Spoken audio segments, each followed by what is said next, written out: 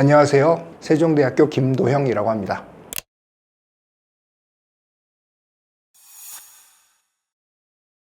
안녕하세요. 세종대학교 김도형이라고 합니다. 오늘 제가 진행할 강의는 일본의 로봇 문화, 한국의 로봇 문화라는 제목으로 제목을 달아봤습니다.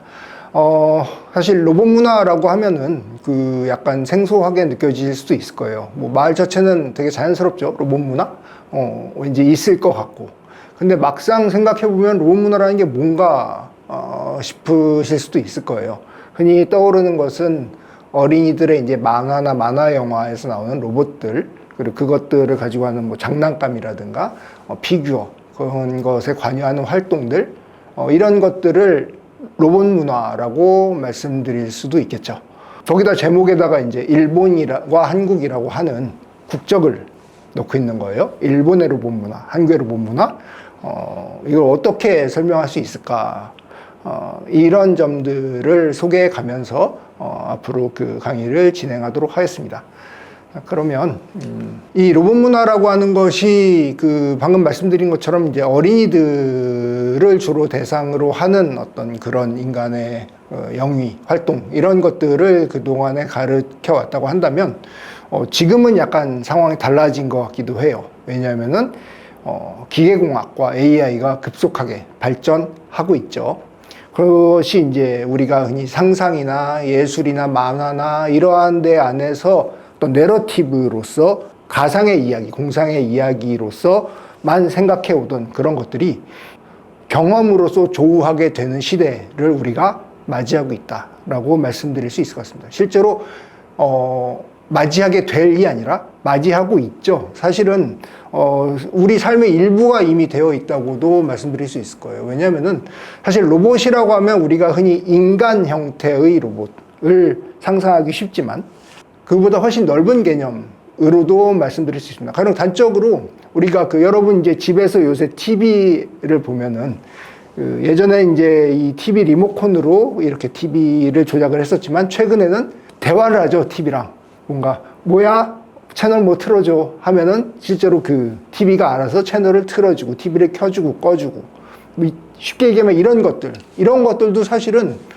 넓은 의미에서 보면은 로봇이 하는 일, 로봇이 우리가 할 것이라고 상상했던 일들을 실생활에서 하고 있는 것들이라고도 말씀드릴 수 있어요. 또 실제 이제 인간 형태를 하고서 뭔가의 어떤 기능을 하는 종류의 로봇들. 가령 공장에 가면은 팔 모양의 어떤 기계, 예전에 단순 작업들을 팔 모양을 한 기계들이 이제 작업을 인간을 대체해서 이미 하고 있죠. 그런 것들이 다 로봇들이고 이런 로봇들이 이미 우리 일상생활에 가까이 와 있다라고 충분히 말씀드릴 수 있는 겁니다.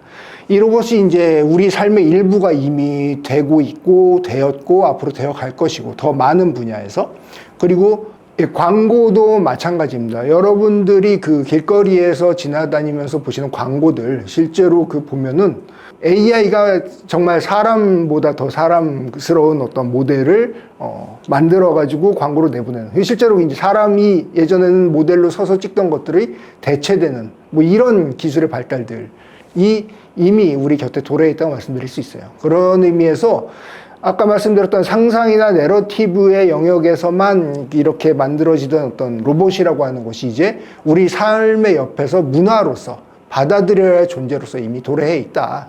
그리고 더 진지하게 이 문제를 생각해 봐야 할 시점에 이미 와 있다라고도 말씀드릴 수 있을 것 같습니다. 그런 의미에서 로봇 문화라는 말이 이제 점점 더 자연스러워지고 실생활에서 적용될 수 있는 것들이라고 생각이 됩니다.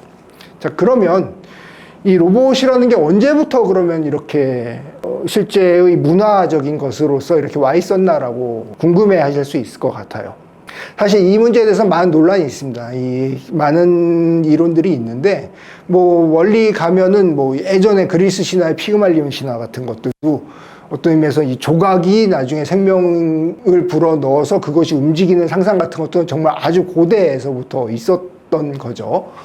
그리고 실제로서는 그건 이제 이야기, 상상 속의 이야기인 것인데, 실제로서는 이미 유럽의 이제 17세기, 18세기, 16세기에도 오토마타 같은 자동기계 인형 같은 거죠. 이건 뭘 생각하시면 좋냐면은 가령 왜 시계에서 왜 뻐꾸기 튀어나오는 시계들이 그런 거 있었잖아요. 그런 아주 기본적인 태엽과 아주 기본적인 모터의 원리를 사용한 그런 장치들을 사용한 로봇들은 이미 예전부터 꽤 있었습니다.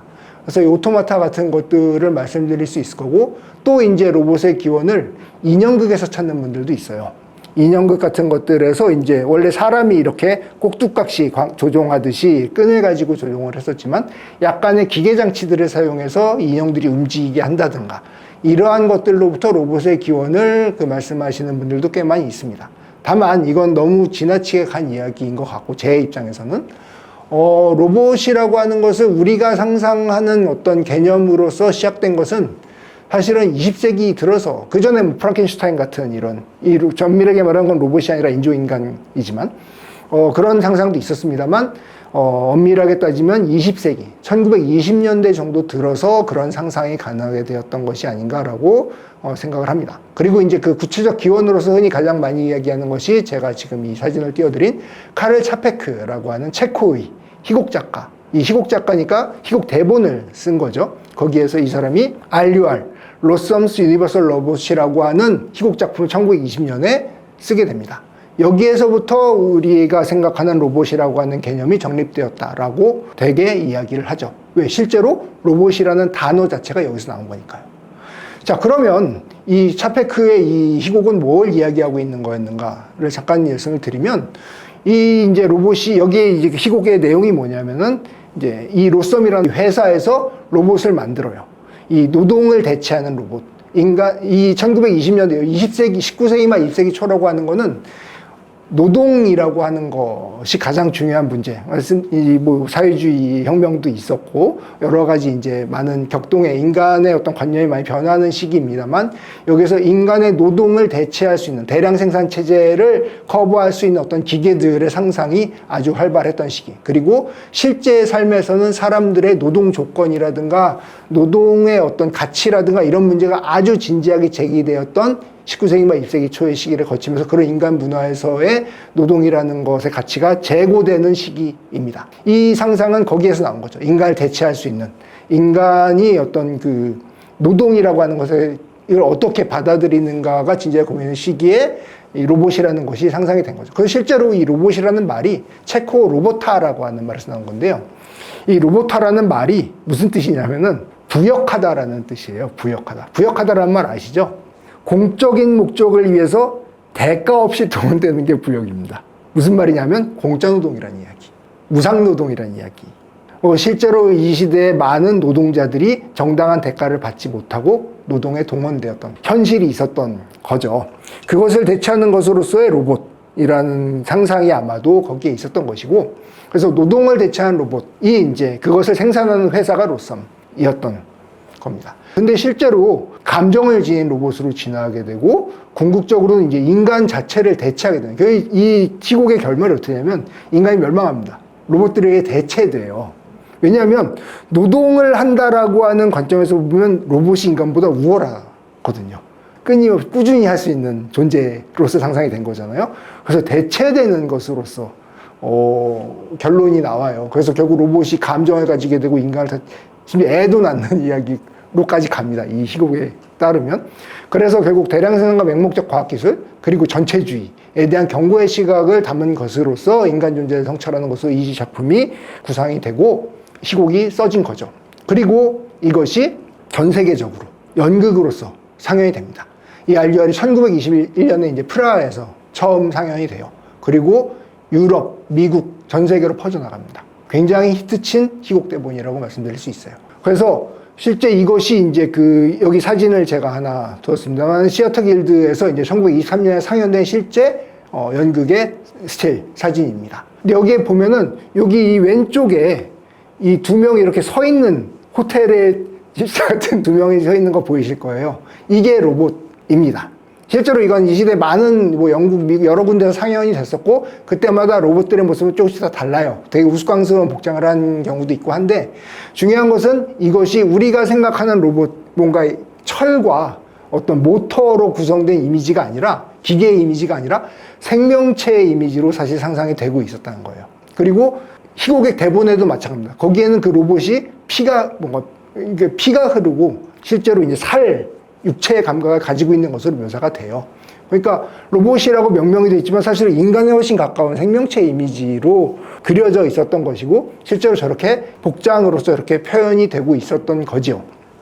우리가 생각하는 이런 그 로봇 철의 이미지가 있잖아요. 철의 질감의 이미지. 그런 로봇이 나온 것은 사실은 요 조금 뒤입니다. 다양한 로봇 상상들이 이때부터 나오기 시작하는데 이제 그거를 대표적으로 이제 많이 알려지게 된 것이 1928년에 이제 유명한 프레츠랑 감독의 독일 영화죠. 메트로폴리스라는 영화가 있습니다. 거기에 여성 로봇, 마리아라는 여성 로봇이 나오는데 그거는 실제로 우리가 생각하는 뭔가 철의 이미지와 아주 그런 뭐랄까 전등 같은 것, 번쩍이는 눈을 가진 그런 로봇의 이미지가 처음으로 그때 등장, 그것도 뭐 1920년대이기는 합니다만, 그런 로봇의 이미지 처음 등장을 하죠. 여러분 그 스타워즈 보셨을 거예요. 스타워즈에 보면은 C3PO랑 그 R2D2라는 로봇이 나오는데, 거기서 이제 R2D2는 약간 그 드럼통 비슷한 귀여운 이미지의 로봇이 있고, 되게 인간형 이미지의 황금색으로 번쩍거리는 C3PO라는 로봇이 나옵니다만, 이 C3PO 생각하시면 돼요. 메트로폴리스에 나온 로봇의 이미지는.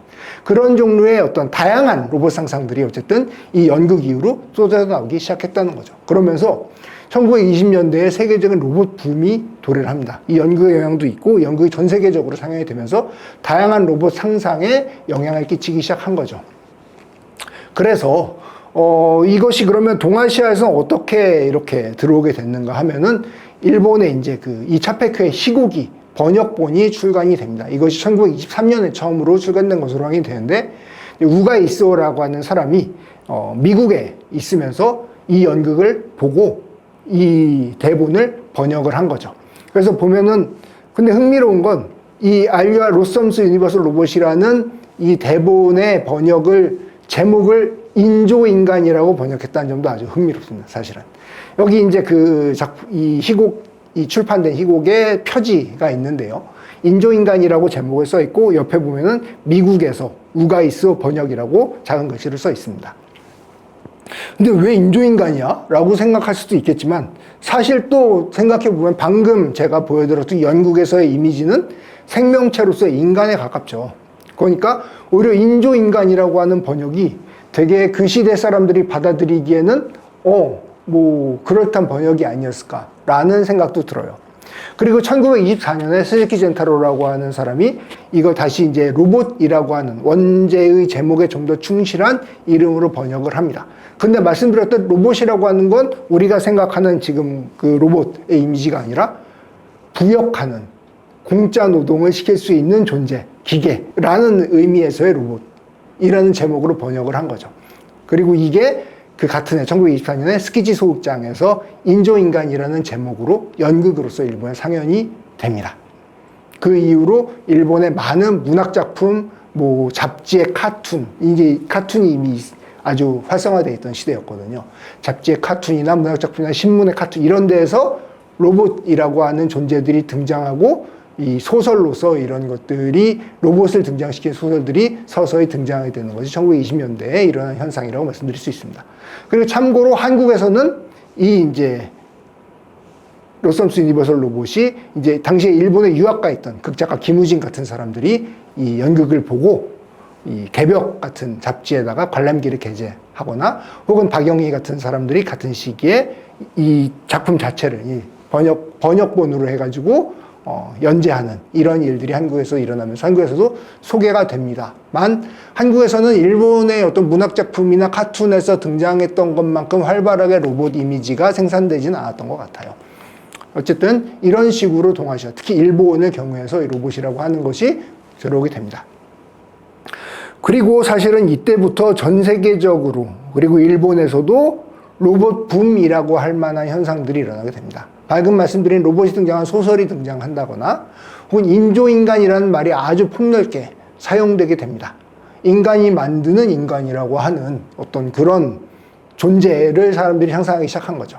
거기에는 아까 말씀드렸듯 기계의 이미지와 생명의 이미지가 뒤섞여가지고 사람마다 되게 달라요. 소설들에 나오는 이미지는 사실은 되게 생명 이미지에 가까운, 인간에 가까운 로봇들이 많이 등장을 하고 실제 그 카툰 같은 것들을 보면은 그거보다는 좀 더 기계나 깡통 같은 이미지의 로봇들. 그것도 이제 아까 말씀드린 메트로폴리스 같은 영화들이 영향을 끼쳤을 것이라고 생각을 합니다만 그런 상상력들이 다양하게 등장을 하게 됩니다.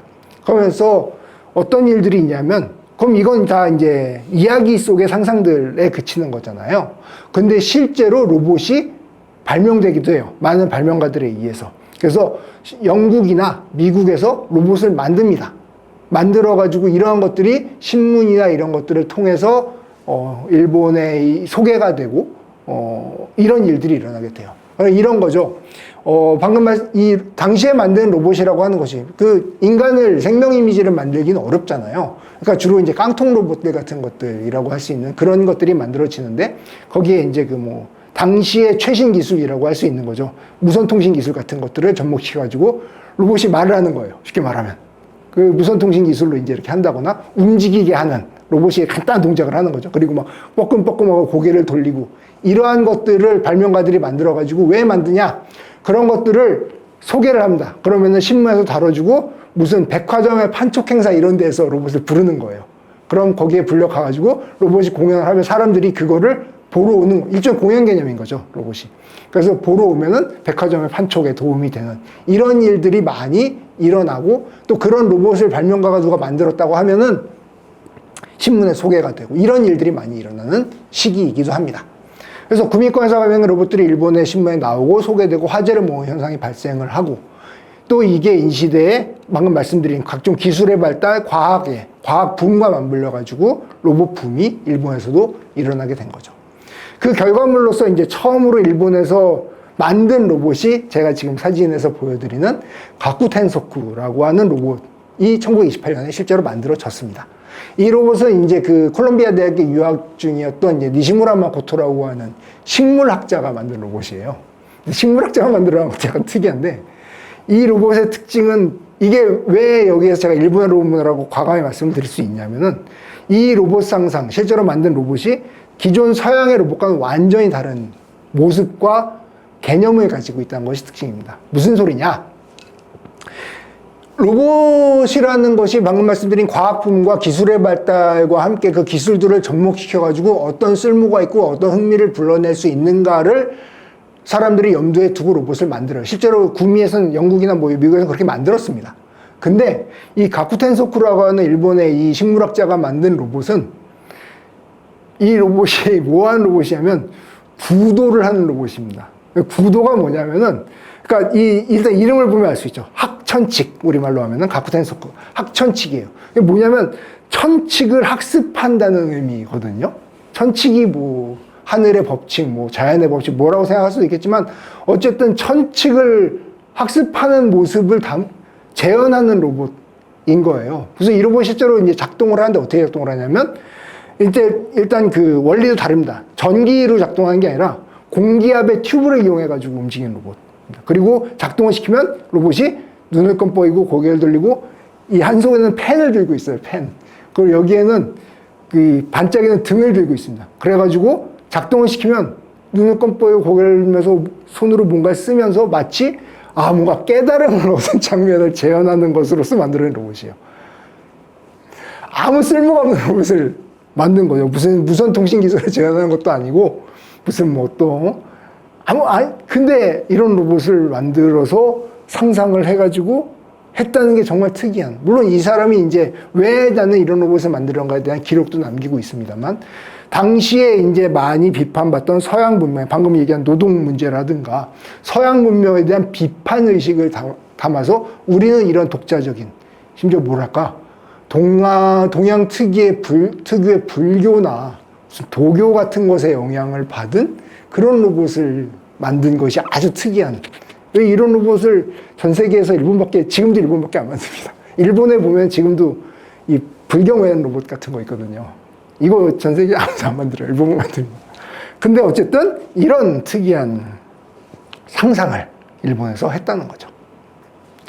그리고 이제 그 일본의 로봇 붐이 이제 이 시기에 있다가 30년대가 되면 잠시 쇠퇴를 합니다. 여러 가지 이유가 있습니다만 일단 로봇에 대한 공포도 좀 있었고요. 로봇이 인간을 대체하는 거 아니야? 노동을 전부 인간의 노동을 대체하는 거 아니야, 이런 반발이나 이런 것들도 있었고, 실제로 이 시기에 흥미로웠던 것이 영혼이 없는 존재로서 취급당하기도 해요. 이 영혼 없는 놈, 로봇 같은 놈이란 말이 같은 의미로 쓰이는 경우도 있습니다. 그리고 어떤 20, 30년대 이후에 넘어가 이미 일본이 이제 만주사변, 이제 전쟁에 돌입하는, 아시다시피 20년대 후반이 대공황의 시대죠. 그 전에 1차 세계대전 이후에 대단히 빠르게 경제 성장을 하고 고도 성장을 했던 일본이 20년대 후반에 이제 이 미국에서부터 시작된 이 과잉 생산으로 인한 경제 불황이 오는 거죠. 그래서 공황이 시작이 되면서 이 로봇 붐이 이제 쇠퇴를 하게 됩니다. 그리고 이 전쟁 등으로 인해서 사회적 분위기 자체도 경직이 되고, 이제 어린이의 상상력과 가장 결합하기 쉬운 로봇이라고 하는 것이 이제 유치한 것으로서 리얼한 삶에 직면하게 된 사람들이 더 이상 그런 어린이 유치한 상상력에 함께하기 어려운 사회적 분위기가 만들어지는 거죠. 그리고 실제로 이 상상력이 우리가 현재 인류가 현재 당시에 가지고 있었던 기술로는 실현할 수 없구나, 현실과의 괴리가 있구나라는 것을 자각하게 되는 것도 있었고요. 그래서 이 로봇 문화라는 것이 어린이의 전유물, 유치한 상상, 그리고 장난감, 그 영역이 좁아들어지는 그런 현상들이 나타납니다. 그리고 어른들의 관심은 전쟁 병기, 전쟁에 쓸 수 있는 기술, 뭐 비행, 그죠? 무선 통신, 또 이 불리한 일본의 전황을 뒤엎어줄 기술 같은 구체적인 것으로 사실 아주 실용적인 기술로 관심들이 넘어가게 되는 거죠. 그래서 일본 로봇 문화가 잠시 꺼지게 됩니다. 거기다 이 일본 로봇 문화가 다시 이제 커지는 게 언제냐 하면은 전쟁 이후, 일본에서는 전후라는 표현을 씁니다. 태평양전쟁 패전 45년 이후를 전후라고 하는데, 이 전후에 일본의 로봇 상상이 다시 급속하게 발전하게 됩니다. 그것을, 그 붐을 일으킨 첫 번째 작품이라고 말씀드릴 수 있는 것이 바로 우리가 이제 한 번쯤은 어디선가 보셨을 아톰이라고 하는 작품입니다. 이제 원래 제목은 철환 아톰이고요. 우리나라에는 우주소년 아톰이라는 제목으로 소개가 됐죠. 이것이 이제 1950, 68년까지 연재된 데츠카 오사무라고 하는 일본 만화의 아버지, 일본 만화의 기원이라고 불리는 만화가입니다. 이 로봇의 만화가 연재가 되고 이것이 TV 애니메이션으로 60년대 초에 방영이 되면서 아주 큰 로봇 붐을 일으키게 됩니다. 이 아톰이라는 로봇의 특징은 인간적인 감정을 지닌 로봇이라는 겁니다. 물론 여기에는 어떤 구체적인 기계에 대한 상상, 과학에 대한 상상 같은 게 있는 건 당연히 아니죠. 너무나 자연스럽게 인간적인 어떤 감정과 인간과 너무나 자연스럽게 커뮤니케이션 할 수 있는 로봇으로서의 어린이의 모습을 한 로봇이 등장하는 거예요. 근데 여기에서 한 가지 주목할 만한 것이 뭐가 있냐면, 왜 어린이의 모습을 하고 있는가? 라는 측면이죠. 원래 이제 그 만화의 스토리를 보면 그렇습니다. 이 천재 괴짜 과학자인 덴마 박사라고 하는 사람이 있는데, 이 사람의 아들이 차를 몰고 가다 교통사고로 죽어요. 그 아들을 잃은 상실감을 견디지 못한 덴마 박사가 아들을 대체할 존재로서의 아톰이라는 로봇을 만든 겁니다. 그리고 인간적인 감정과 지능을 부여한 거예요. 그 로봇과 함께 사는데 아무리 생각해도, 아무리 느껴도 이것이 자기 아들을 대체할 수 없다는 걸 어느 순간 깨닫게 돼요. 그래서 버려버리죠. 버림받은 로봇인 겁니다. 버림받은 아들. 그리고 그 대신 이제 그 아버지, 원래 친부를 대체할 또 다른 오차노미즈 박사라고, 우리나라에서 이제 코가 이렇게 큰 박사가 나오는데, 만화에 그 박사가 이제 이 아톰을 데리고 가죠. 그래서 자기가 함께 이제 키우고 여동생도 만들어주고, 우란이라는 로봇을 만들어주는데 여동생도 만들어주고 하면서, 이 아톰은 끊임없이 아버지의 부재, 아버지의 상실, 그리고 아버지로부터 인정받고 싶은 욕망이 있는 존재, 결핍된 존재로서 나옵니다. 그래서 인정받기 위해서 전 세계의 그 인류를 위협하는 적들과 끊임없이 싸우는 악당들을 제거하는 존재로서 설정이 돼 있죠. 그런 이야기로 나왔습니다. 그리고 몇 가지 특징이 있는데, 이 아톰이 이제 원자력 에너지를 자기의 동력으로 씁니다. 이게 왜 중요하냐면, 전 세계에서 원폭의 피해를 입은 유일한 나라가 일본입니다. 근데 동시에 그 원자력 에너지의 에너지원으로서의 이용이라고 하는 것도 가장 활발했던 시기가 이 시기. 그리고 일본이 경제 재흥을 하기 위해서, 60년대가 그런 시기거든요. 이제 미국의 이제 동아시아 정책이라고 하는 것이 이제 반공 정책으로서 이 중국과 소련, 그 당시에 소련이었죠. 소련을 막을 전진기지로서 일본을 선정하고 일본의 경제를 대폭적으로 밀어주던 시기. 근데 일본에서 원자력의 평화적 이용이라고 하는 말은 거의 꿈 같은 소리였습니다. 왜? 실제로 원폭 피해를 받은 나라거든요. 거기가. 실제로 거기에 피해를 받은 사람들이 엄청나게 많은 사람들이 히로시마 나가사키에서 생겼던 거고. 그런 나라에서 원자력의 평화적 이용이라고 하는 꿈 같은 이야기를 해야만 했던 시기, 경제 발전을 위해서. 그 시기에 이 사실은 아톰이라는 것이 등장해서 그 이미지를 부식시키는데 큰 역할을 했던 것도 사실입니다. 그리고 이 만화의 특징은 너무나 자연스럽게 지금으로 생각하면 AI를 장착한 로봇인 건데, 이게.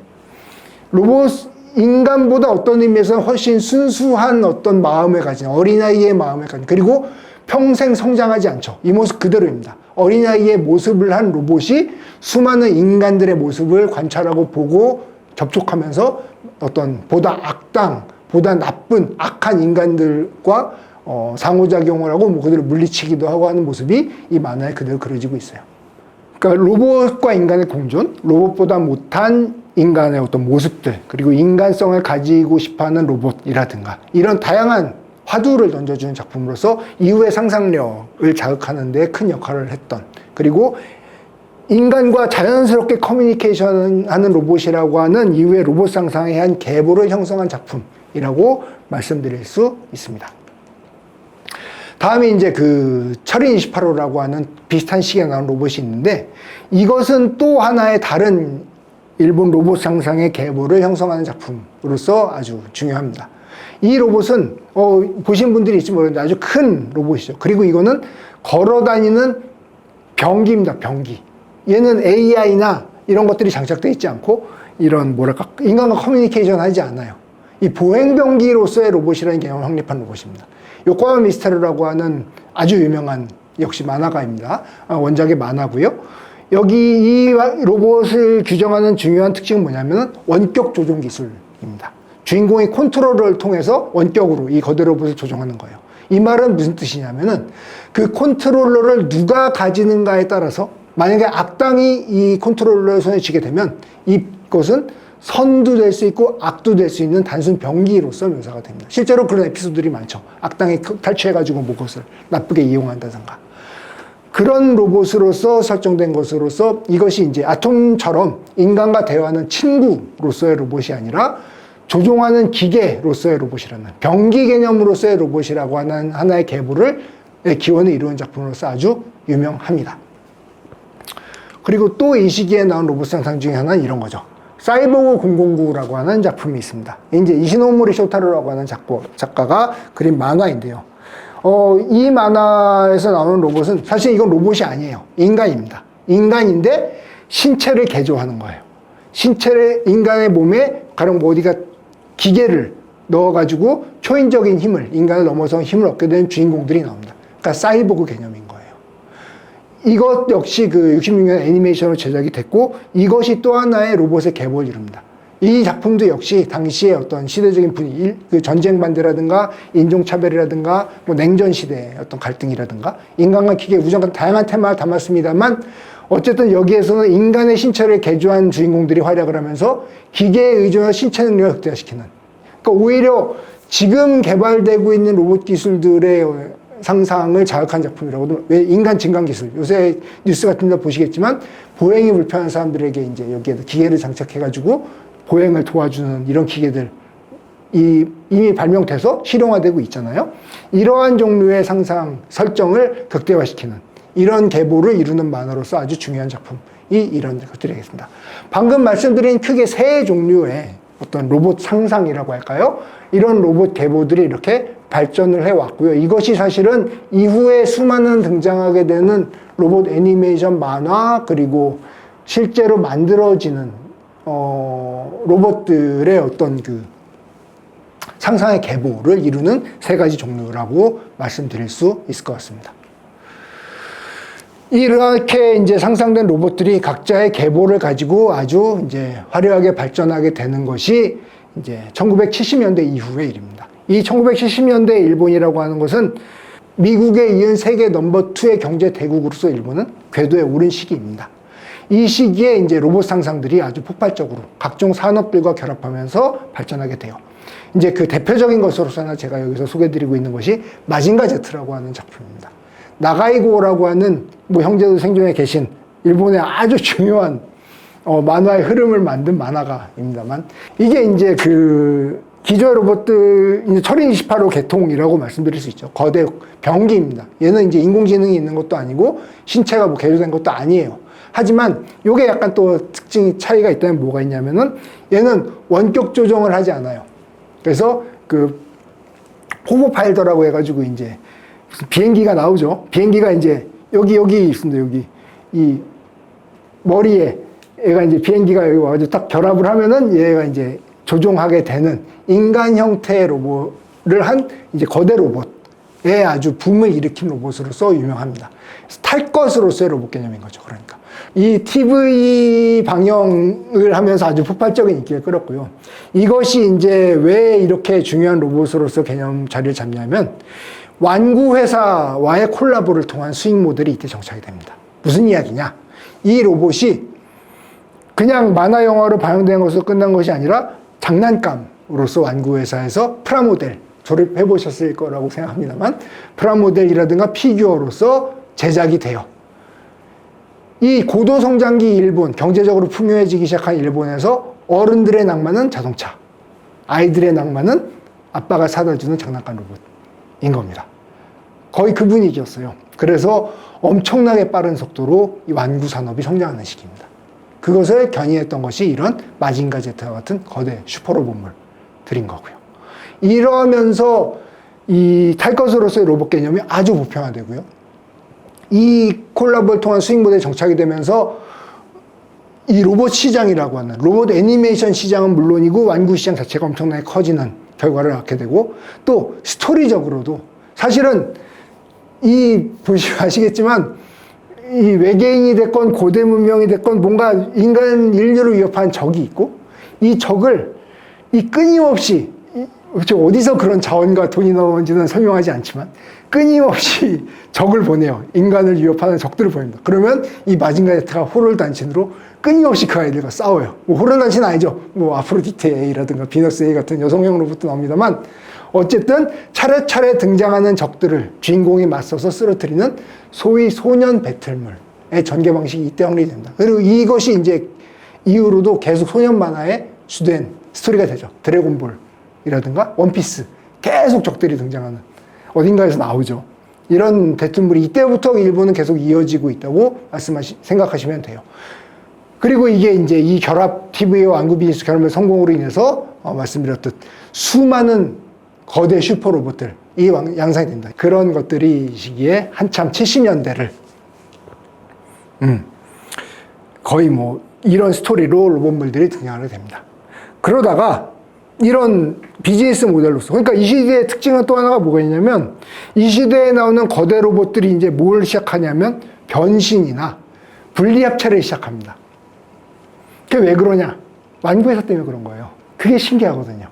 아이들이 좋아하거든. 그래서 사실은 실용적으로 생각하면은 인간형 로봇이라는 것은 대단히 비효율적입니다. 병기를 생각하지만 탱크나 전투기가 훨씬 효율적인 거죠. 인간이 생각한 병기로서.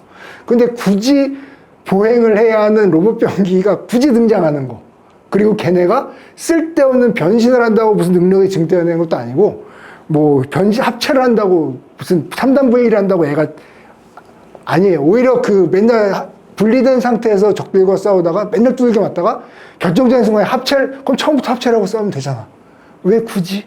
이게 다 완구 회사와의 콜라보 때문입니다. 그래서 사실은 3단 합체 로봇의 원조도 방금 말씀드린 나가이고의 게타로보라고 하는 비슷한 시기에 나온 로봇이 3단 합체 로봇의 원조. 무슨 얘기냐면은 이 시대의 로봇 디자인이라고 하는 거는 우리가 아주 뭐 근사하고 멋진 로봇 디자인이라고 해서 이때부터 작가의 어떤 상상력의 산물이 아니라 완구 회사의 압력으로 인해서 로봇 디자인이 된 거다. 그래서 사실은 로봇 디자인을 가지고 뭔가 예전에 제가 연구를 한번 해보려고 생각한 적이 있었는데, 이게 완구 회사의 힘이었구나라고 생각하고 포기한 경험이 있습니다. 자, 어쨌든 이런 로봇들이 이제 만들어진 시기가 70년대를 지나갑니다. 거기다 70년대 후반 정도에 가면은 그 방금 말씀드린 너무나 천편일률적으로 똑같은 로봇 만화들이 등장을 해요. 왜? 완구회사의 압력으로 인해서. 도저히 작가가 작가주의를 펼칠 수 있는 공간이 없었던 거예요. 그러다가 70년대 후반에 가면 무슨 일이 일어나면은 가끔 이제 좀 독특한 작가들이 등장합니다. 그게 누구냐면 여기 나오는 도미노 요시키 같은 감독들이 등장하는 겁니다. 데츠카 오사무가 만든 무시 프로덕션에서 비슷비슷한 슈퍼로봇물을 만든 감독이었습니다. 이 사람이 79년에 기동전사 건담이라고 하는 만화를 만듭니다. 여기 이제 사진, 이건 뭐 초기 건담은 아닙니다만, 이후에 건담이 많이 나왔으니까요. 이 만화는 기존의 것과는 좀 다릅니다. 왜 다르냐? 뭐 이것도 거대 로봇입니다. 인간보다 크죠? 하지만 이 로봇의 특징은 리얼하다는 거예요. 물론 뭐 만화, 로봇이 뭐 리얼해봐 얼마나 리얼이라고 말씀드릴 수 있지만 얘는 탈 것을 넘어서 거의 병기 취급을 받는 주인공이 아니에요. 물론 건담이 주인공이지만 수많은 유사한 로봇들이 나오고 걔네가 탱크가 소비되는 것처럼 무슨 뭐 전차가 소비되거나 전투기가 소비되는 것처럼 소비되는 로봇으로서 실제 좀 더 리얼한 전쟁을 묘사한 것으로서의 로봇 묘사가 등장을 합니다. 심지어 이 로봇 만화의 특징은 가상의 역사 연대가 존재한다는 거예요. 그래서 역사 연대를 실제로 설정을 합니다. 몇 년도에 무슨 전쟁이 있었고 그로부터 무슨 일이 있었고 과학기술이 뭐가 발달했고를 다 연대기를 설정한 다음에 그 안에서 실제 이 전쟁이 존재를 했어 라고 설정을 하고, 그러니까 예전 아까 말씀드린 분은 갑자기 어디서 외계인이 침공하고 이런 만화가 아니었던 거예요. 인간과 식민지와의, 지구와 그 스페이스 콜로니라고 합니다. 식민지와의 갈등을 기초로 해서 시작되는 만화입니다. 즉 굉장히 현실적인 감각을 줄 수 있는 만화였다는 것이 특징입니다. 그래서 이 전쟁 상황에서의 등장인물의 갈등곤의 심리 상태를 아주 구체적으로 묘사하고, 이전 거대 로봇물의 배틀물 전개 방식과도 달라요. 실제 어떠한 필요에 의해서 어떤 사건에서 어떤 전투가 있었고 거기에 이 병기가 투입된다. 이런 개념으로 스토리가 전개가 됩니다. 이 만화의 특징은 뭐였냐면, 그래서 결국은 전쟁, 그리고 기성세대의 가치관 비판이 아주 진지하게 이루어졌다는 거예요. 그러면서 이 만화가 기존의 어린이들의 어떤 전유물로서의 만화가 아닌 실제 청소년이나 청년층으로까지 열광적인 팬층을 만들어내는 효과를 가지게 됩니다. 어린이 완구형을 넘어서서 일종의 사회문학의 현상을 일으키죠. 여기에서 실제 세대론, 신인류라고 하는 말을 유행시켰습니다. 그건 이제 뉴타입이라고 하는데, 이 뉴타입의 특징은 뭐냐면 기존의 어른들이 만들어 놓은 세계, 가부장적 가치관. 이 만화, 이 도미노 요시키 만화의 특징은 뭐냐면 무조건 어른들이 나빠요입니다. 이 주인공 파일럿들은 15살에서 17살 정도 되는 아이들이 전쟁에 동원돼서 로봇에 타요. 물론 이 전통은 오래됐습니다. 왜냐하면 마징가 제트의 이 파일럿이 카부토 코지도 고등학생이에요. 그 부모 세대로부터 뭔가 로봇을 물려받아가지고 그것으로 이제 악당을 물리치는 내용인 건데, 이 만화의 특징은 실제 전쟁에 이 로봇에 타고 싶지 않지만 어쩔 수 없이 타게 됐는데 그 아이가 천재야. 기계 조종에 천재적인 재능이 있는 거예요. 뉴타입입니다. 그래서 이전에 어른들의 가치관과 어른들의 능력과 어른들의 커뮤니케이션 방식과는 전혀 다른 자기들의 어떤 소통 방식을 가진 존재들이 새롭게 등장해서 세계를 변혁시킬 거야. 우리 앞에 세대가 했던 전쟁 범죄, 이런 거의 가치관을 완전히 부정하는 것으로서의 새로운 세대가 등장할 거야 라고 하는 것이 이 만화의 전반에 담겨있는 정서입니다. 이게 단순히 어린이들의 정서가 아니라 일본에서 새로운 세대의 추동, 청년들의 추동, 문화를 추동해내는 것으로서 확산이 돼요. 그래서 아시겠지만 이 건담 시리즈가, 그러니까 쉽게 말하면 일본의 스타워즈죠. 미국의 스타워즈가 있듯이 일본에서 끊임없이 지금까지도 계속해서 시리즈가 만들어지는. 물론 도미노 요시키 본인은 싫어합니다. 이제 나는 건담 안 해라고. 실제로 나온 많은 건담들이, 몇몇 시리즈들은 건담 아니에요. 그거 건담 아닌데 완구에서 방송사의 압력으로 건담의 모습과 건담이라는 이름을 붙인, 그래서 우주색이 비우주색으로 나오죠. 반다이 압력으로 건담이 된 그런 것들입니다.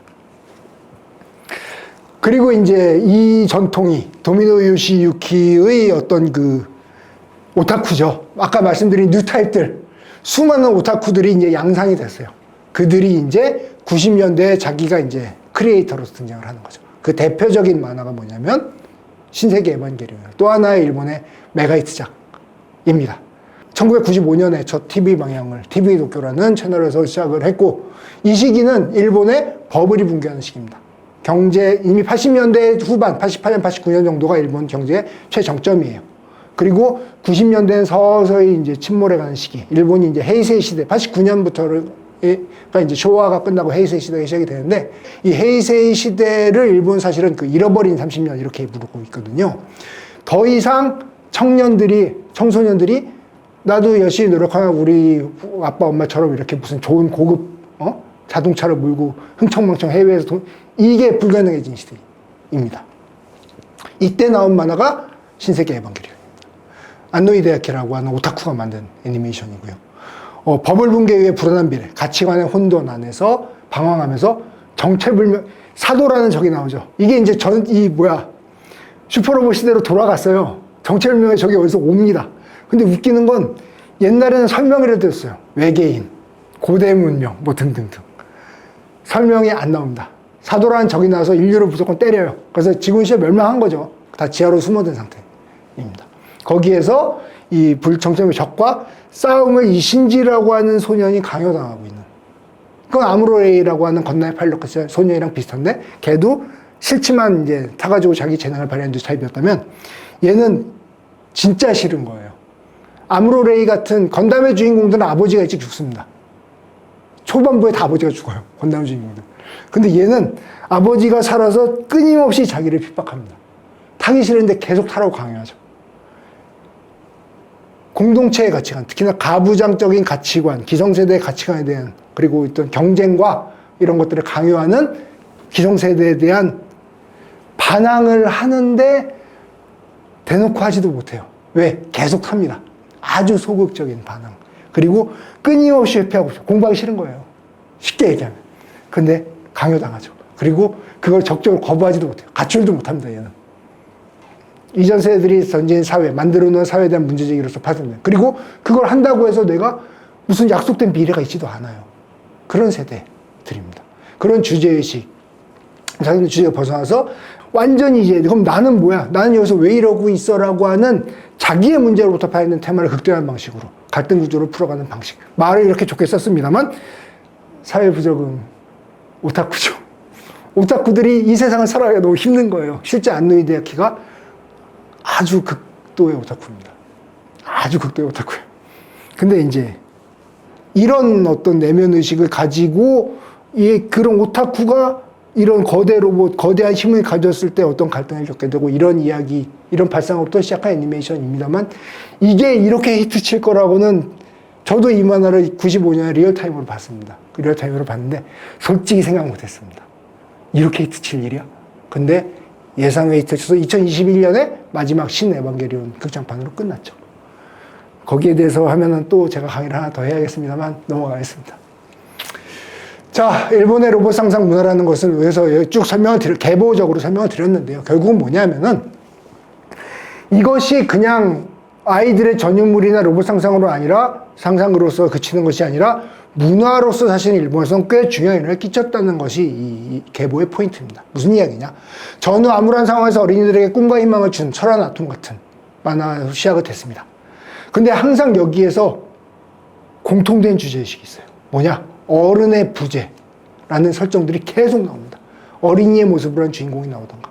주인공은 항상 어른이 아니에요. 20성인이 된 파일럿이 로봇을 조종하는 경우는 전 본 적이 없습니다. 그 엄청나게 많은 일본 애니메이션에서 정말 많거든요. 세계 최고의 애니메이션 대국입니다. 로봇 대국입니다. 없어요. 왜 그러냐? 일본의 어른들이 하는 짓이라는 게 기껏해야 전쟁하고 패전하고 가부장 가치를 강요하는 것밖에 없다는 반발의식이 사실은 전후부터 계속 지속되고 있기 때문입니다. 실제로 일본 문학의 가장 중요한 테마가 아버지의 부정, 그 치치고로시라고 해서 아버지의 살해, 아버지를 어떻게 넘어설 것인가. 그 기성가치관을 받아들이면 좋아요. 왜? 경제성장을 하고 잘 먹고 잘 살게 되니까. 근데 그 가부장 내가 그건 싫은데? 이런 심리가 일본 애니메이션, 일본 만화, 일본의 로봇 문화에 계속해서 등장을 하고 있습니다. 그 전쟁 이후에 가부장적 가치관에 대한 비판의식. 평화라는 건 뭐냐? 그 일본이 무장하지 않는 나라잖아요. 자위대라고 하는 군대를 보유하지 않는 나라입니다. 이 군대를 보유하지 않는 국가라는 것은 굉장한 결단이거든요, 사실은. 근데 국가라는 건 군대가 있어서 지켜야 되는 것. 근데 군대를 보유하지 않는 나라의 이 길을 계속해서 선택할 수 있다는 건 굉장한 결단이기도 한 거예요. 그것이 일본의 다수의 의식으로서 헌법을 수호하는 방식, 물론 거기에 대한 많은 문제제기들이 있지만 지금도 지켜지고 있는 거거든요. 이러한 것들이 사실은 이런 로봇 문화나 이런 것에 녹아들어 있다는 거죠. 전쟁을 어떻게 볼 것인가, 평화는 뭐냐, 공동체가 제일 많은 문제제기들이 이런 대중문화에 계속해서 반영된 겁니다. 전후 작가주의 감독들이 아버지에 대해서, 아까 말씀드린 도미노 요시유키, 어른이 다 나쁜 거야. 정말 처음부터 끝까지 그 얘기밖에 안, 주인공이 계속 그래요. 반항하거든. 아버지는 일찍 죽어. 그리고 어른들의 군대 조직에서 막 싸워요, 맨날. 문제 일으키고. 함장이 말하는 거 막 거부해. 지멋대로 거 몰고 나와가지고 감정적으로 행동하고. 근데 그게 뉴타입이래. 이런 겁니다. 뉴타입이 81년, 82년에 붐이 일어났어요. 실제로 일본 사회에서. 우리는 뉴타입이야. 뉴타입 선언이라는 것도 합니다. 그래서 많은 감독들, 작가들, 기자들이 도미노 요시유키 감독한테 물어봐요. 뉴타입이 뭐예요? 대답 못합니다. 본인도 몰라요. 되게 무책임하게. 근데 그 질문을 지금도 합니다. 그리고 도미노 요시유키가 최근에 한 재밌는 이야기가 있었죠. 오타니 쇼헤이라고 하는 메이저리그 야구 선수가 뉴타입 같다라고 이야기해요. 그러니까 바뀌는 거예요. 그 시대에서. 근데 그건 무슨 얘기냐면, 새로운 세대를 만들어간 청년이라고 하는 것이 무언지를 시대의 변화에 맞서 끊임없이 질문하고 있다는 이야기인 겁니다. 일본 문화에서. 그럼 새로운 청년 문화는 뭐냐? 기성세대 가치관을 어떻게 극복할 수 있냐를 끊임없이 질문한 소재로서 뉴타입이라는 단어가 일본에서는 21세기에 들어와서도 회자되고 있는 겁니다. 이게 건담이란 만화에서 나온 문화의 영향력이라고 말씀드릴 수 있는 거죠. 이런 것들이 계속됩니다. 뭐 친구로서의 로봇이 시작한 일본, 이 아톰의 영향이라고 말씀드리고, 왜? 일본의 실제 로봇공학자들 다수가 아톰 피규어 없는 사람이 없다고 합니다. 이건 실제 그 많은 사람들이 증언하고 있는 겁니다. 모든 당시 일본의 실제 현재 로봇을 말하는 로봇공학자 상당수가 아톰 피규어 하나씩 놓고 인간과 소통할 수 있는 로봇은 어떻게 만들 수 있을까? 가장 인간형으로 AI에 장착한, 지금은 이제 AI라는 표현을 쓰죠. 로봇을 어떻게 만들 수 있는가? 여기에 가장 진심인 나라가 일본인 겁니다. 실제로 이제 아이보 같은 로봇들 있죠. 소니에서 만든 강아지 로봇. 그리고 소프트뱅크에서 페퍼 같은 로봇들 만들었습니다. 하등의 쓸모가 없거든요, 그 로봇들이. 무슨 쓸모가 있어요? 아이보는 그냥 강아지 로봇, 장난감 같은 겁니다. 페퍼 같은 로봇들은 그냥 간단한 의사소통만 가능한 로봇이에요. 근데 하등의 쓸모가 없는 로봇을 가장 진심인 나라가 일본이에요. 왜? 정서적 공감이라는 것이 우리의 기능적 쓸모와 다르게 정말 중요하다고 생각하는 전통이 사실은 이런 데에서 기인하고 있는 것이 아닌가, 다양한 로봇 상상들에서 라는 생각을 하게 되는 거죠. 한국의 로봇 문화가 가능한가라는 질문이 사실은 전제가 될 필요가 있어요. 제가 이 강의를 처음에 의뢰받았을 때 일본의 로봇 문화가 한국에 어떻게 정착했는가라는 테마로 강의를 했으면 좋겠다라는 의뢰를 받았습니다. 근데 그 질문을 듣고 제가 생각을 한 건 뭐냐면, 일본의 로봇 문화가 한국에 정착했는가? 였어요. 그래서 제가 제목에다가 한국의 로봇 문화에 물음표를 붙여놨습니다. 한국에는 일본의 로봇 문화를 기본으로 해서 그것들이 대부분 들어오면서 한국의 로봇 문화라고 할 만한 것들이 형성이 됩니다. 실제로 그것들이 만화 영화나 만화로 제작이 되고 일본과 비슷한 과정을 80년대에 겪어요. 근데 그것이 실제 우리가 방금 말씀드린 사회적인 문제의식을 추동하는 것으로서의, 그리고 이후에 로봇 상상들로서 실현되는 기계들을 상상하는 힘으로서의 로봇 문화만큼 정착이 됐는가라고 질문을 던진다면 거기에 대해 자신있게 답하지 못하겠다는 것이 저의 솔직한 견해입니다. 자, 일본 로봇이 한국에 정착했는가? 로봇은 말씀드렸듯 서양에서 건너왔습니다. 차페크 얘기를 했었죠. 일본의 로봇 상상이 한국에 들어왔습니다. 그거는 부정할 수 없는 사실인 것 같아요. 여기 제가 마징가 Z를 사진을 갖다 놨는데, 실제로 한국의 로봇이라고 했을 때 가장 대표적인 이미지는 사실은 70년대까지는 마징가 Z였습니다. 왜? 이게 일본에서 만들어진 나가이고의 작품이라는 것을 우리는 몰랐습니다. 왜? 한국에서 일본 문화가 개방된 것은 1998년입니다. 그 전까지는 일본의 문화는 한국에서는 불법입니다. 불법. 무려 불법이었어요. 그래서 한국에 이 일본의 로봇 문화들, 로봇 만화들이 들어오는데 많은 경우에 미국의 경우에 들어왔습니다. 철원 아톰의 한국판 제목이 우주소년 아톰인데요. 왜 우주소년 아톰이냐? 이 미국 제목이 아스트로 보이였어요. 그래서 미국에서 만들어진 만화를 한국에 수입해가지고 방영한 것으로 착각을 일으키는. 그래서 제목을 소년을 우주소년 아톰이라고 제목을 달았던 거죠. 그런 식이었습니다. 이 마징가 Z가 이제 국적불명의 어떠한 것으로서 TV에서 방영을 했고, 그것을 우리의 이제 70년대에 자라는 성장하는 어린이들이 보고 자란 겁니다. 이것이 일본 문화라고 하는 장벽이 있었기 때문에 로봇 문화로서 들어오기 전에 한번 걸러지고 들어오는, 국적을 숨기고 들어오는, 그러나 자극적이죠. 신선하죠. 흥미롭습니다. 아이들이 보면 좋아해요. 그래서 이러한 것들이 한국에 들어오되 한국에서 어떤 의미에서 하나의 어떤 필터를 거치고 들어오면서 본격적으로 정착하지 못하게 되는 사정이 분명 한국에는 존재했던 것이라고 생각합니다. 초기에 이제 한국에도 이제 일본의 만화 영화들이 하나의 산업으로서 크게 성장하는 시기를 보고서 한국에도 이제 어린이용 만화 영화들이 만들어집니다. 대개 홍길동전이라든가 황금박쥐 같은 초인물. 참고로 황금박쥐는 일본과 합작 만화 영화입니다. 한국의 TBC 방송국과 일본의 프로덕션이 합작해서 만든 거예요. 이러한 것들이 처음에 등장하고 대개 로봇보다는 초인물이 주인공들인 만화 영화들이 처음에 들어왔습니다. 그러다가 일본의 만화가 그 다음으로 이 초인물에서 어떤 식으로 로봇들이 등장하게 되냐면은 이 초인물, 황금박쥐나 이제 황금철인 같은 이제 초인물들이 있는데 여기에서 이런 적으로서의 로봇들이 처음에 등장을 해요. 이런 것들은 뭐 아주 단순한 디자인이긴 합니다만 깡통의 이미지가 있는 기계나 로봇, 이런 이미지가 있는 로봇들이 간간히 등장을 했어요. 초인물들에. 그래서 주인공 초인과 맞서는 정 로봇들이 등장을 합니다. 나름 독자적인 디자인과 연출이었다고 생각을 합니다. 그리고 초기 작품으로서 사실은 이 정도면 어디서 본 듯 할 수 있지만 충분히 평가할 만한 독창성의 씨앗이 있었다고 저는 생각을 해요. 실제로 이런 것들이 등장을 했었고, 그러다가 이제 그 다음으로 넘어가게 되면은 이 본격적으로 이제 한국에 이제 로봇들이 등장을 하는데, 그 대표적인 작품으로서 우리가 말할 수 있는 게 이 로봇 태권브이입니다. 1976년에 김청기 감독님이 만드신 극장용 애니메이션으로 개봉을 하죠. 로봇이 주인공으로 전면에 나선 본격적 로봇 애니메이션 시작이 이겁니다. 그리고 이 애니메이션을 보신 분들이 여기 얼마나 되실지, 강의를 얼마나 될지 모르겠습니다만 퀄리티적으로 전 훌륭하다고 생각합니다. 애니메이션으로서 잘 만들었어요. 디자인도 훌륭합니다. 무엇보다 일본 문화라고 하는 것이 왜 우리의 식민지배의 아픈 역사를 가지고 있는 일본의 애니메이션들을 보고 참고해서 만들지만 우리의 독자성, 독창성을 가진 애니메이션을 만들고 싶다라고 하는 욕망도 있는 거죠. 그래서 이 로봇의 가장 큰 특징이 뭐예요? 태권도를 한다는 겁니다. 태권도를 전면에 내세운, 심지어 이름도 태권브이예요. 이게 아주 독특한 네이밍과 특징을 가진 로봇이라고 말씀드릴 수 있는 거죠. 이후에 시리즈화됐고 슈퍼 태권브이니, 롤태권 84 태권브이니 나왔습니다.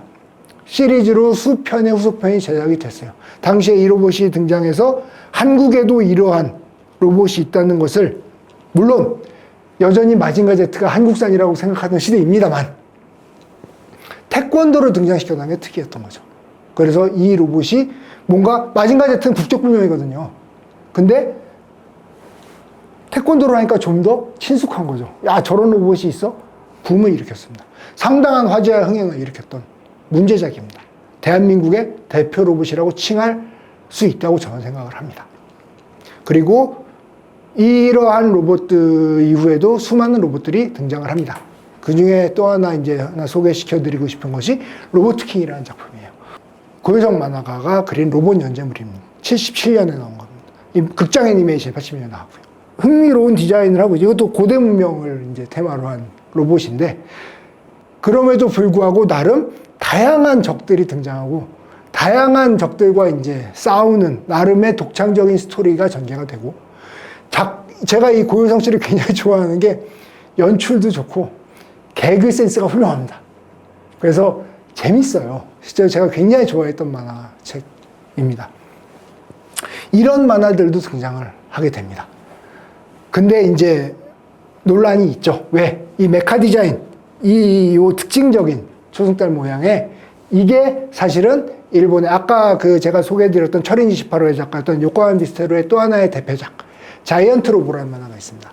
자이언트 로보의 GR2라는 로봇이 나와요. 걔가 초승달을 머리에 똑같습니다. 이 디자인이. 그래서 사실은 메카 디자인의 표절 논란이 터졌습니다. 그래서 아주 논란이 컸는데, 그럼에도 불구하고 저는 이 만화의 스토리 전개나 연출이나 독특한 이 등장인물들의 개성이 대단히 오리지널리티가 있다고 생각을 해요. 그래서 저는 굉장히 중요한 계보로서 놓고 싶은 작품 중에 하나입니다. 그리고 이제 이런 로봇들도 있어요. 80년대가 한국의 이제 그 로봇 애니메이션의 그야말로 전성기입니다.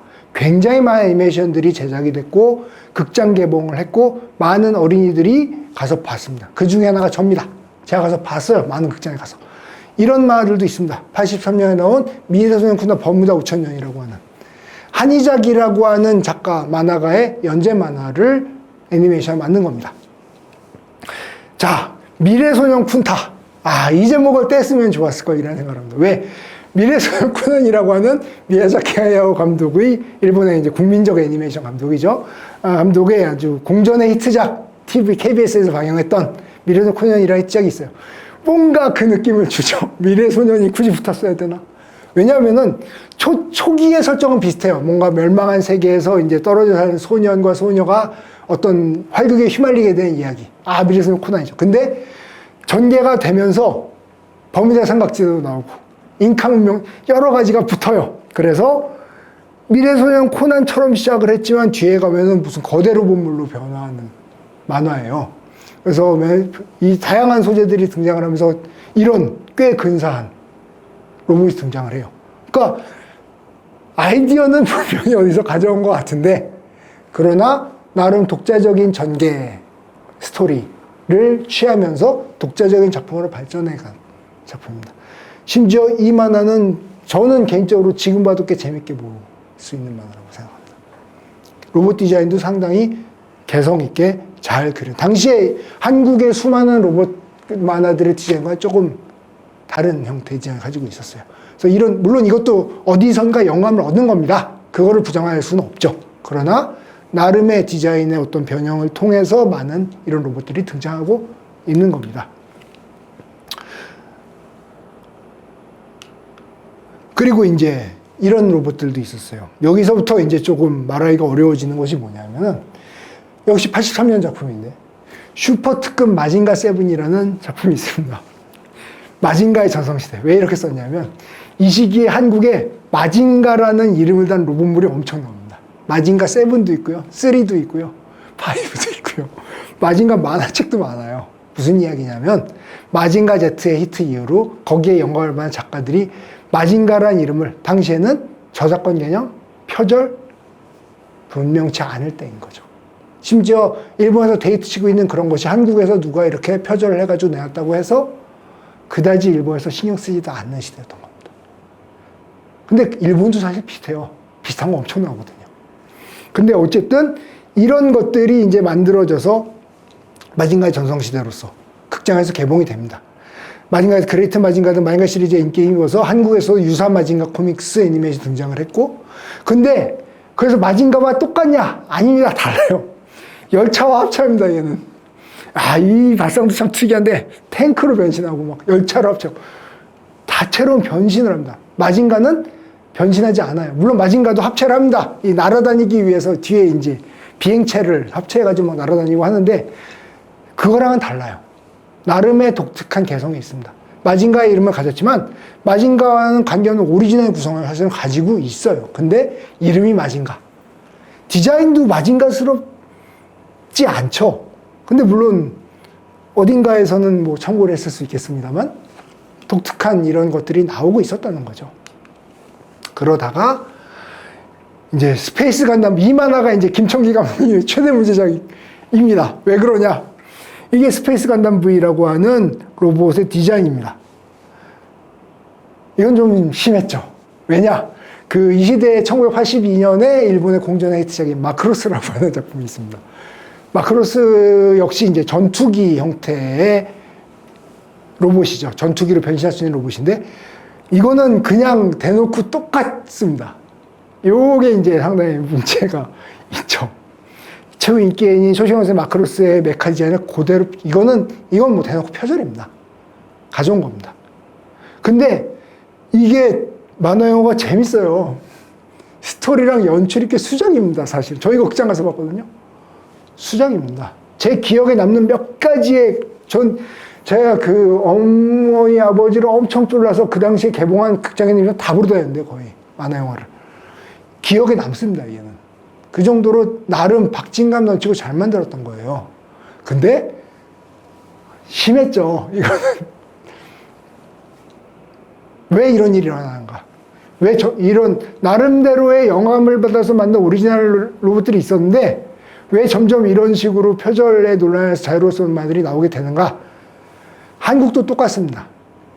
완구 회사들이 여기에 스폰서로 끼는 거예요. 뽀빠이 과학 이런 완구 회사들이 나쁘다는 게 아니에요. 이 시대는 사실은 표절이나 이런 논란이 지금처럼 개념이 정립되지 않았던 때인 것은 사실입니다. 그러나 이런 것들이 완구 회사들이 이런 메카들을 만듭니다. 근데 어떤 식으로 만드냐? 돈을 쉽게 벌려면 완구를 그대로 가져오는 거예요.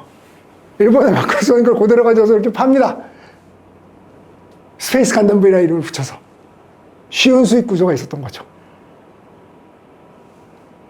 실제로 이 스페이스 간담 V 완구가 마크로스 걸 그대로 가져온 건데 히트쳤습니다.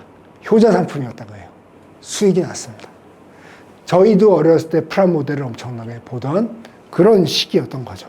그래서 이런 작품들이 이렇게 등장을 하면서 한국의 이제 애니메이션 시장이 발전해 갔습니다. 근데 이제 80년대 중반에 가면은 어떤 일을 하게 되면 이제 선샤크 이런 작품들도 있는데 이 작품을 제가 왜 소개해드리냐면은 이제 이게 이제 당시에 엄격한 반공주의 같은 거와 결합한 작품이 나오는 거죠. 그래서 무장공비와 싸우는 슈퍼로봇. 무장공비랑 실제로 무장공비랑 싸우는 건데 북한이랑 싸우는 거예요. 그래서 실사영화로 시작됩니다. 무려. 굉장히 실험적인 작품이에요. 실사영화 만화영화 결합되어 있습니다. 실험적 작품의 의의가 있음에도 불구하고 80년대 반공작 맥락에 제작된 만화영화로 자유로운 상상력보다는 사회 분위기, 그것도 이제 그 작가주의나 이런 것들이 전혀 끼어들 뭐랄까 어떤 그런 여지가 잘 안 보이는 이런 만화 영화들도 제작이 되게 되는 거죠. 그리고 이 시기가 사실은 한국 이 로봇 애니메이션의 거의 마지막 단계입니다. 왜냐하면 85년에 무적천인 람보트가 거의 극장형 로봇 애니메이션의 마지막입니다. 그 전성기가 끝나요. 진짜 방학마다 두세 편씩, 세네 편씩 개봉했던 그 수많은 로봇 애니메이션들이 이때부터 더 이상 나오지 않게 됩니다. 평행 스토리가 계속 답습이 되고 외계인과 침략해서 우리 편 로봇 여기에서 결국은 벗어나지 못하거나 아니면 아예 반공적인 것들이 만들어지거나 이 작품 이후로 어린이용 영화가 이제 실사합성으로 넘어가게 되죠. 그래서 나오는 게 뭐예요? 우레메. 김청희 감독님의 새로운 시리즈 우레메 같은 것들이 나오게 되는 겁니다. 그러면서 여기에서 사실은 어떤 로봇 애니메이션의 개보가 끝나고 물론 우레메 로봇이 나옵니다. 완구로 시작해서 나오죠. 히트를 쳤습니다. 하지만 상상력으로서의 어떤 거대 로봇의 시대는 85년 정도를 끝으로 거의 전성기는 끝이 나는 거죠. 그 이후로도 나옵니다만 이게 거의 마지막이라고 보실 수 있습니다.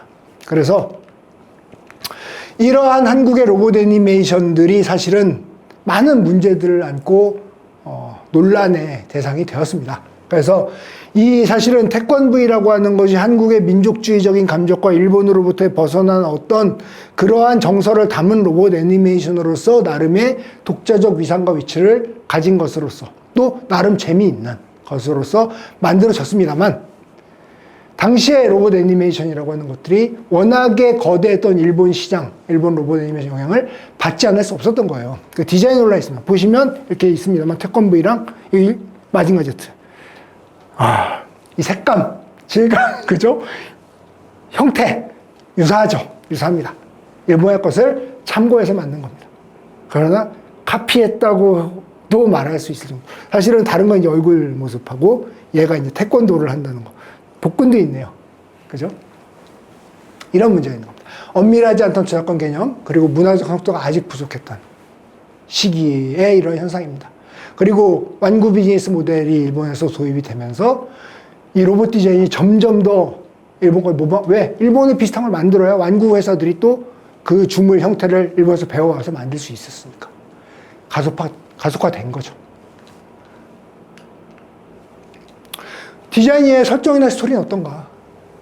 사실은 회기적 스토리는 다 비슷해요. 외계인이나 뭐 고대문명 비슷합니다. 일본도 똑같습니다. 별로 다르지 않았어요.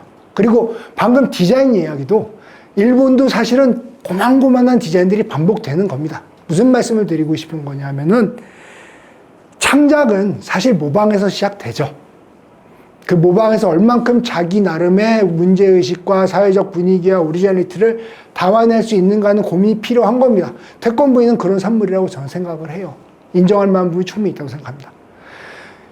이런 거대로운 본물의 전성시대가 한국에 들어와서 일본의 영향을 받아서 만들어졌지만 이런 일들을 피할 수 없었다는 거죠. 이 완구를 이렇게 팔아먹는 방식의 산업구조에 결국 매몰되고 독창성을 점점 잃어버리게 되는 양상들이 전개가 됩니다. 초창기 로봇물의 개성이나 스토리의 독창성으로 보면 발전 가능성이 저는 충분했다고 봅니다. 일본도 그런 과정을 거친 거예요. 그러나 그것이 보다 심도 있는 어떤 면에서는 문화적 현상으로 아까 말씀드렸죠. 어린이들의 전유물인 건 똑같아요. 일본도. 아빠는 자동차, 어린이는 프라모델. 그러나 일본에서는 나름 사회적 문제의식을 가진 작가주의를 가진 작가들이 독특한 애니메이션을 만들어내기 시작합니다. 그게 60년대 중반부터 70년대까지 대략 15년 정도의 어떤 작가들의 반항의 결과로 나오기 시작하는 겁니다. 건담은 도미노 요시유키는 사실 무시 프로덕션에서 거의 혹사당하던 사람이었어요. 그 데치카 오사무라고 하는 아까 말씀 아토메의 전작자가 무시 프로덕션을 설립을 했는데 거의 뭐 이 애니메이터들을 혹사시킨 것으로 유명합니다. 도미노 요시유키는 그 혹사당하던 사람 중에 한 명이었는데 이 사람이 굉장히 반항적이었고 이 그 일본의 만화가들의 특징, 만화 애니메이션 작가들의 특징이 뭐냐면 아버지들이 전쟁에 가담했거나 전쟁에 암묵적으로 협력했던 사람들이 많습니다.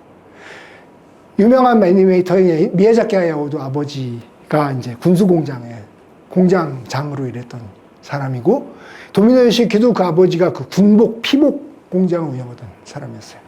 전후에 그 아버지들에 대한 반항의식, 문제의식이 아까 말씀드린 아버지의 부재라든가 상실이라든가 초월이라든가 이러한 방식으로 애니메이션에 그대로 녹아서 나와요. 그러한 숙성 과정이 15년 정도 걸려서 건담이라고 하는 현재까지 이어지는 거대한 일본의 대표 시리즈물 그리고 그 후계자로서의 에반게리온이라고 하는 시리즈물이 등장하게 된 겁니다. 한국은 그 과정이 좀 더 있었으면 어땠을까라는 아쉬움이 있는 거예요. 일본에서 들어왔는데 모방했죠. 따라했습니다. 근데 그것이 독자적인 문제의식을 가질 수 있었죠. 일본을 넘어서자. 이런 문제의식. 그래서 태권브이 같은 것들이 나왔어요. 하지만 정작 자기가 모방하는 대상을 넘어서는 것이 간단한 일은 아니죠. 오랜 시간이 필요했을 겁니다. 그런데 그 이전에 사실은 그런 어떤 작가주의적인 반항이나 이러한 것들이 어떤 경색된 사회 분위기와 맞물리면서 그다지 꽃피우지 못한 것이 아닌가라는 아쉬움을 저는 가지고 있습니다.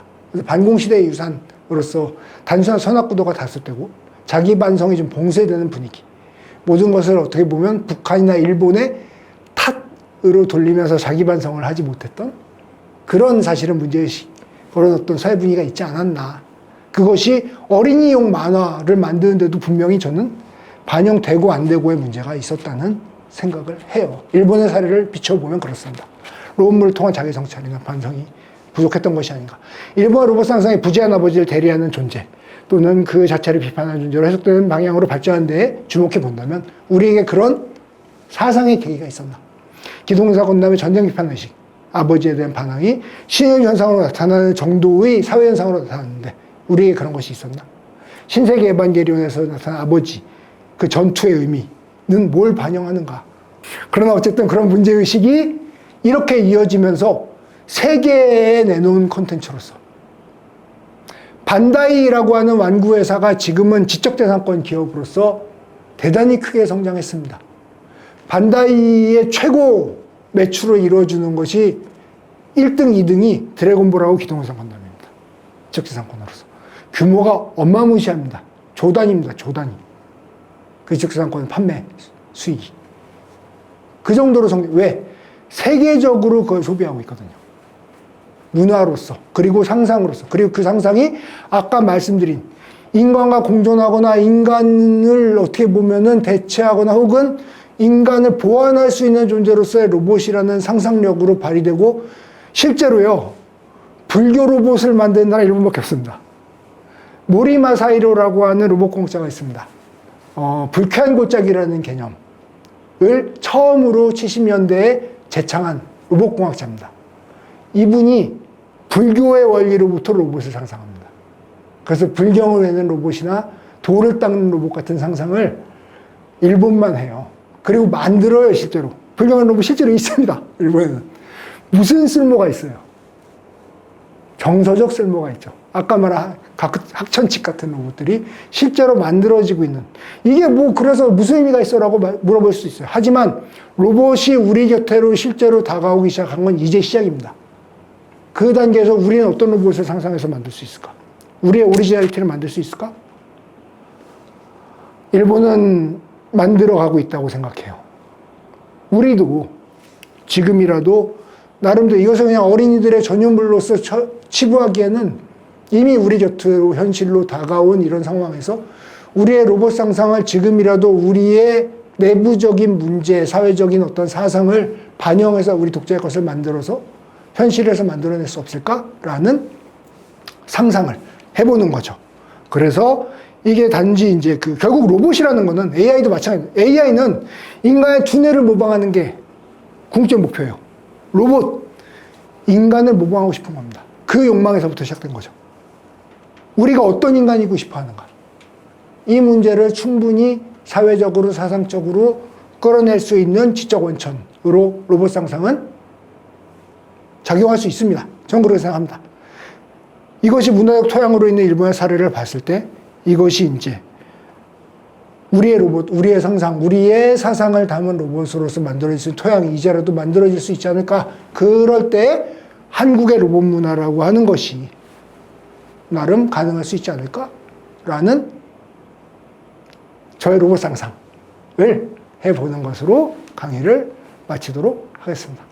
감사합니다.